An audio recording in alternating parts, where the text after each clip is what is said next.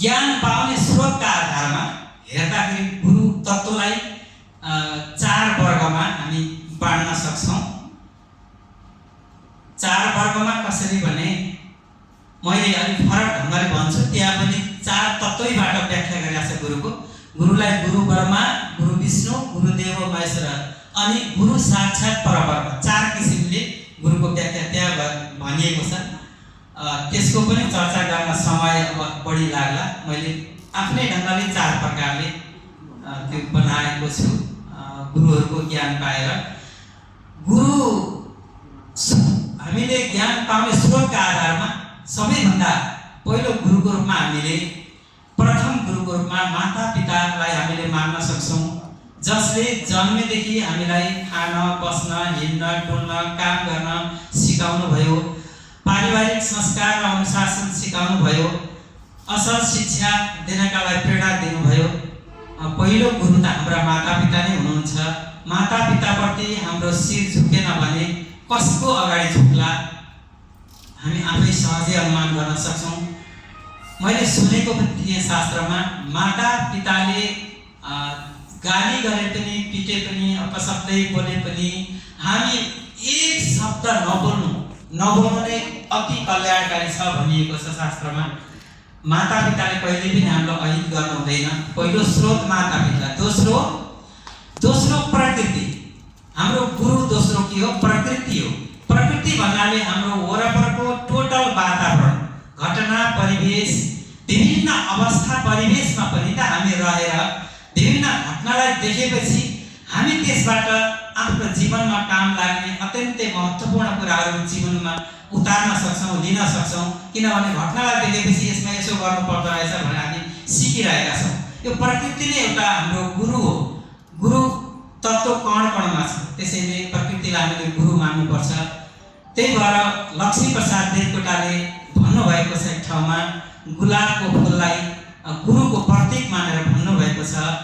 खुल्दो गुलाब बीच ज्ञान अनेक फुल छन्, उद्यानमा बस गई सब तत्त्व फुल छन्। खुल्दो गुलाब बीच ज्ञान अनेक फुल छन्, उद्यानमा बस गई सब तत्त्व फुल छन् भनेर महाकवि देवकोटाले भन्नुभएको छ। हामी साँच्चै एउटा फुल बगैँचाको छेउमा बसेर फुलहरूको अध्ययन गर्न थाल्यौँ, घन्टौँ भने दिनौँ भने गुलाबको फुलभित्र एउटा रहस्यमय कुराहरू हामी प्राप्त गर्न सक्छौँ। त्यो गुलाबको फुलभित्र भएको त रहस्यमय कुराहरू हामीभित्र पनि छ, हजुरहरूभित्र पनि छ, कणमा त्यो व्याप्त छ। त्यसलाई खोज्ने, त्यसलाई जान्ने, त्यसलाई बुझ्ने प्रयत्न हामी कति गरेनौँ त्यो हामीमा निर्भर पर्दछ। त्यसैले गुरु समग्रमा छ, कणमा व्याप्त छ त्यो गुरु तत्त्व। हामीले व्यक्तिलाई गुरु ठान्यौँ, व्यक्तिलाई पनि गुरु मानियो, किनभने गुरुले हामीलाई धेरै प्रेरणा दिनुभयो, ज्ञान दिनुभयो अगाडि बढाउनको लागि। तर वास्तविक गुरु तत्त्व भनेको निर्गुण निराकार रहेछ, त्यो हामीभित्रै छ गुरु तत्त्व।